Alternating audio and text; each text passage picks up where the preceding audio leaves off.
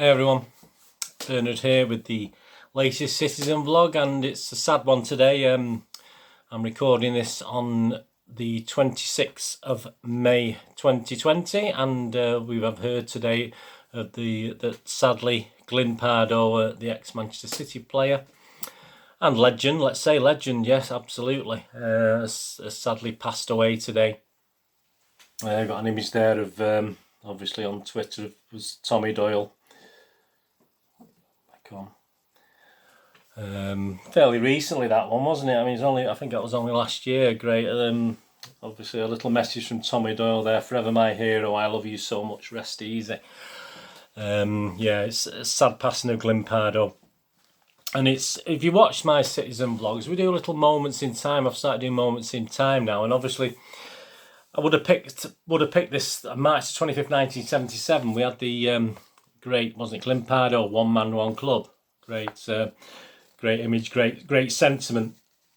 And I would have picked that as a moment in time. Obviously, for next March, I would have pre-recorded it and done it obviously under circumstances where the gentleman would have been still with us. But I thought it was appropriate actually just to redo it with this now, because it is some interesting stuff in there and about Glyn Pardoe, and it's a good little remembrance, a little celebration, a little tribute to Glyn Pardoe. So I've picked this up today to have a look through and go through the various things. Yeah, I mean, Glyn Pardoe was born on the 1st of June 1946, so yeah, not too long after the war, that was it.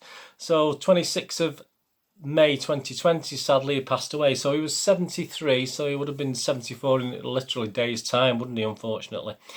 Yeah, but if you go back to his career with City, one man, one club, and the facts behind it, obviously ideal. I usually have to look up all these details on Wikipedia and various City sources, City books, etc.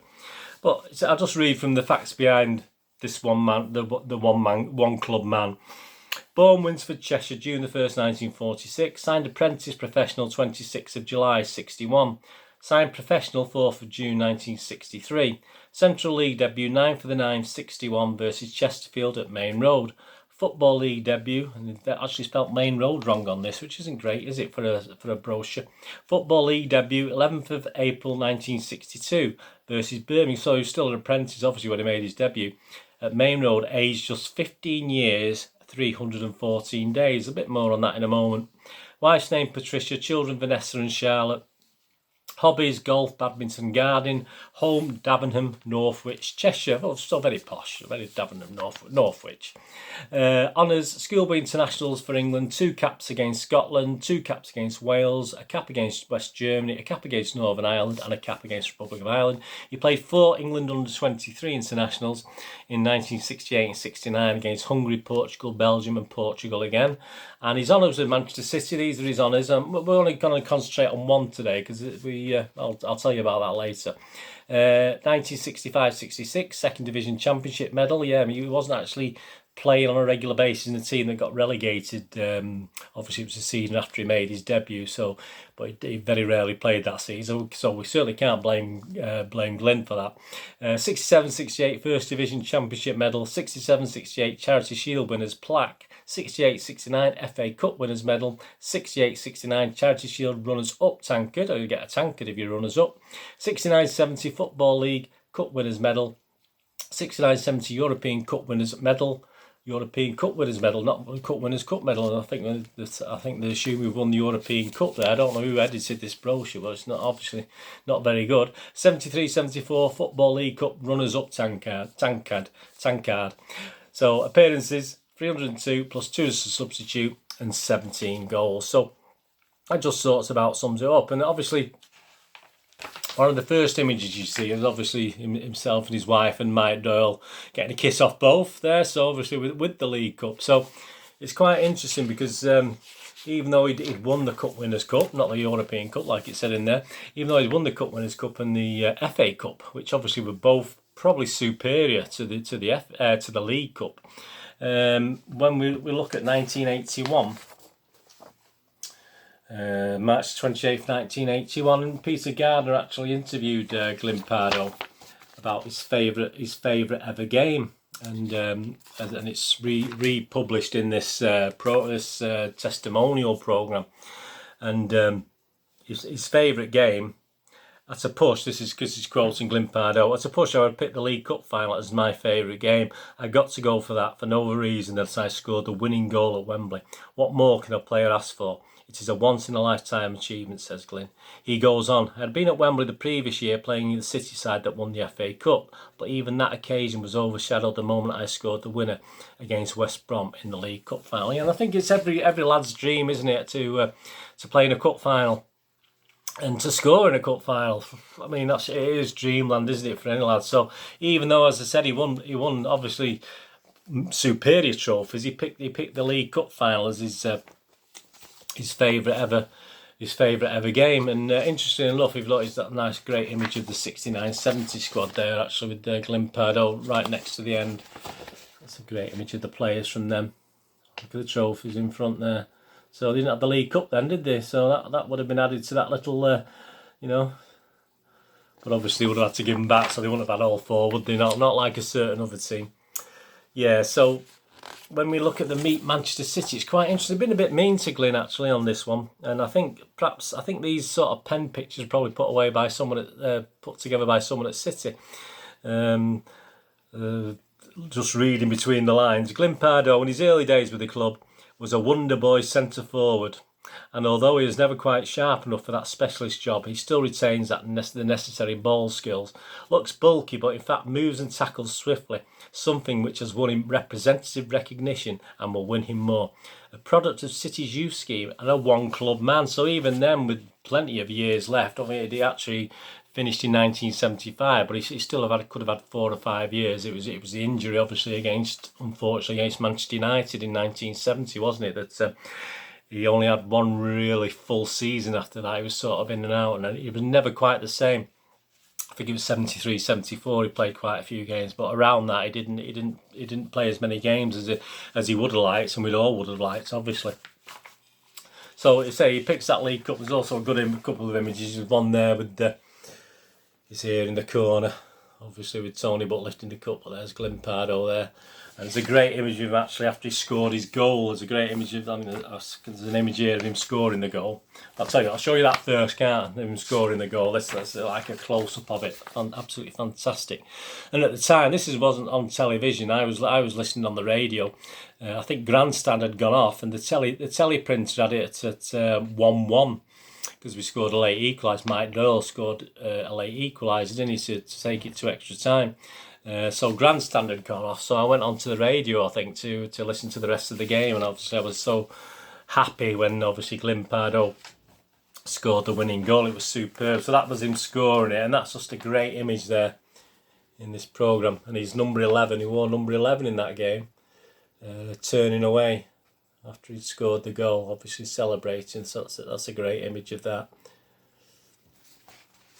Yeah, so to pick that was from the Academica di Coimbra game, one of my first games that I went to on my lonesome without my father. Believe it, my father had passed away previously, so that was one of the first games I went, certainly European games I went to with a couple of friends. Just a matter of interest, and obviously would have seen Glyn Pardoe there. Yeah, and then obviously in the Dennis Law of the Daily Telegraph comments about that debut game. There's a bit of action from the Manchester City-Birmingham game in April 1962. So don't forget, he was only 15. He was on £7 a week, I think, as an apprentice in that game. And he just goes on to write, ever since that April evening at Main Road 15 years ago when we played a First Division match against Birmingham at the ripe old age of 15 years and 314 days, I have followed the career of Glyn Pardoe with more than the usual professional interest. The day before the game was at Main Road seeking a line or two from Les McDowell. He was the manager then. The manager at the time, when Bert Troutman burst in with the news, young Glyn is going in against Birmingham because of Colin Barlow's injury, said the City goalkeeper. It was quite a story. Glyn, who was earning about £7 a week as an apprentice, would make his debut against Trevor Smith, the England international, and he made the front and back page of the national newspaper the next morning. So yeah, so just some action image from the game there, Glyn Pardoe. And we did actually get a lot of stick, McDowell, because I think we got well beaten that day, and people were claiming, obviously, he shouldn't have played a 15-year-old at centre forward, this sort of thing. But Les McDowell defended his decision and actually commented in this. There's a comment in this programme from the 20th of April 1962. He sort of defended his decision to put Keegan in. The experiment of giving 15-year-old Glyn Pardoe an extended trial was also justified in the Villa game. That was a game after. After his quiet debut against Birmingham, a match in which the youngster got little opportunity to show his ability, he was seen to much better effect against Villa, and if he didn't set Main Road alight, he surely gave promise that he's going to be a menace to opposing defences in the years to come. Well, of course, obviously, he played a sort of handful of games and then dropped out, and obviously he came back as a defender, didn't he, rather than a forward. But we've got another great image here. The Pardoe family, Pat holding Charlotte while Glyn looks after Vanessa. So obviously we know Charlotte is the mother, of course, of Tommy Doyle as well. So that's a great image. He's got his cap on. They've all got the caps on, haven't they? All got the under 23 caps. LB. I don't think that the young, you know, the England junior, the young ones anyway. Got some great action pictures. Scoring the first goal against West Ham in 1969, or watching George Armstrong's lob beat Joe Corrigan against Arsenal, or Tony Buck in December, or sliding to success below. So I mean, there's just various images of him there at Main Road. Absolutely fantastic. Look at the pitch. I love the pitch there. And watching that goal going, how depressing is that when you, as defenders, watching the ball being lobbed over and just hitting the back of the net, and there's nothing you can do. Glyn Pardoe couldn't do anything about it. And of course, we talked about the injury at Old Trafford. Obviously, it was George Best, wasn't it? And there's no malice. I mean, apparently, I didn't go to that game. I didn't go to my first Old Trafford derbies from 1974, quite a famous one. But yeah, I didn't go to that game. But I've seen replays, and it, you know, a lot of City fans did blame George Best, but certainly Glyn Pardoe didn't, and that's probably all that matters at the end of the day, isn't it? And you've got the image in there of Bobby Charlton. I don't know what he's played. He's got a broken leg, so I mean, I have no idea what's going on there with Bobby Charlton. And obviously the City players are realising in that image how bad it is as he turn away and run away to get help. And there's him with his on a crutch at the next to the dugout at Main Road, Glyn Pardoe. So as I say, he did have one sort of full season after that, but say he retired. I think he was only 31 when he retired. There's a great image. Got a message from Joe Mercer here as well, but in the tub with the King and Malcolm Allison, Colin Bell and Malcolm Allison. It's a very small tub, that, isn't it? And Joe Mercer, this is on Glyn. I hope Glyn has a great benefit. No player I've managed deserves this reward more. He, Mike Doyle and Alan Oakes were great professionals and were a credit to Manchester City. I can't thank Glyn enough for the way he helped me, but for the tragic accident, Glyn would have been an England player for years. My sincere wishes for the future, and I hope it is a bumper testimonial. There's another great image of him riding high on the shoulder of supporters when he won a Supporters Player of the Year award. Glyn Pardoe there. And you've got a piece by Harry Godwin on how we found him. So obviously Harry Godwin wasn't the chief scout then, but he was one of the scouts obviously for City. He does say, on a Saturday morning, the 25th of February 1961, I went with Chief Scout George Poyser, who was the Chief Scout then, to have my second look at 14-and-a-half-year-old Mid-Cheshire schoolboy centre forward Glyn Pardoe. Venue Drillfield, Northwich. The teams Mid-Cheshire Boys versus Brighton Boys. In the English School Shield, Mid-Cheshire won 3-2 and Glyn scored twice. On the way back to Manchester, George said, Everton are very keen on young Glyn, and I think he fancies them a bit. But the fact that cousin Alan Oakes, he was Alan Oakes' cousin as well, is so happy and progressing nicely at Main Road, could be very much in our favour. And it certainly was, wasn't it? And he did come to City. And obviously, as it is with these testimonials, there's a little message from the person who it's for. Very sums it up really. My thanks, Glyn Pardoe. What can I really say? Words aren't enough to express my sincere gratitude to those who have helped me in the past and those who are helping me now. The list is never ending, but I feel I must thank Manchester City, the chairman and directors, for allowing this testimonial to be played. To Manchester United, I offer grateful thanks, and to all those who have made tonight's game possible. I must also thank the advertisers and contributors who have made this brochure, but the biggest thank you of all must go to you, the spectators, who have supported City throughout the years. Now you've turned up to make this my night to remember. So that was Glyn Pardoe's little message to the fans, specifically City fans, obviously. And that was obviously 25th of March 1977. So obviously it was a City against United. There was a Francis Lee 7 against a Bobby Charlton 7 at half time. So I don't remember much about the game.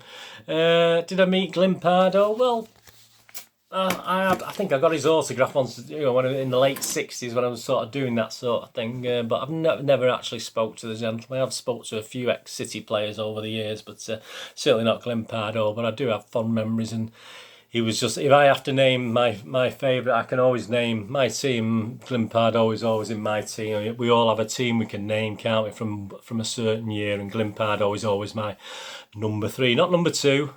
Which are not number 9, my number 3.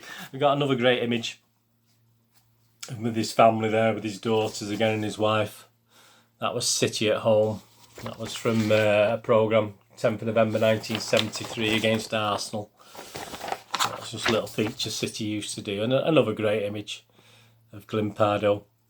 I mean, yeah, he finished in 1975, and I think obviously 1975. So he wasn't even 30, was he? 1975. He officially retired, I think, in 76, but he didn't play in 76. His last game was actually at Leicester away on the 8th of March 1975. Previously, we played Leeds away, but his last home game, unusually, if you think about, we played Birmingham in his debut game. His last home game was also against Birmingham. Was that match there. Coincidental, just a coincidence, on the 22nd of February 1975. So that was his last main road game. And obviously his first main road game was against Birmingham as well. So that's sort of quite interesting, wasn't it, with Glyn Pardoe. So yeah, thanks for joining me for this. I'd say it's just a little tribute. I'm sure many people have got much better tributes than I can do, but it's my little small thing on behalf of me and behalf of all City supporters, and say we send all our love to everybody connected. So yeah, and that message, forever my hero, I love you so much, rest easy. It does bring a tear to the eye, things like this, especially at this time as well. There's a lot going on. I've had personal tragedies, myself over the last few weeks with all the problems we've got at this point in time on the 26th of May 2020. Things aren't getting any better, but it's sad when you hear about things like this as well. So I hope you enjoyed that. Let's celebrate it. Great player, fantastic player. I don't know how many times I watched him. How many times did he play in total? And how many times? So if he played 302 times, I probably saw over half of those, I would have thought, Glyn Pardoe. But and I was there in 74, although I didn't see him win at Wembley, sadly. Although he won obviously twice at Wembley, didn't he, in the FA Cup and the League Cup, and obviously in Europe, which I was far too young to go to that. So I missed celebrating with him a win at Wembley, but I had plenty of celebrations at Main Road over the years, and the odd away game that I would have been able to get to. Anyway, that's all on Glyn Pardoe, 1st of June 1946 to the 26th of May 2020. Glyn Pardoe, rest in peace.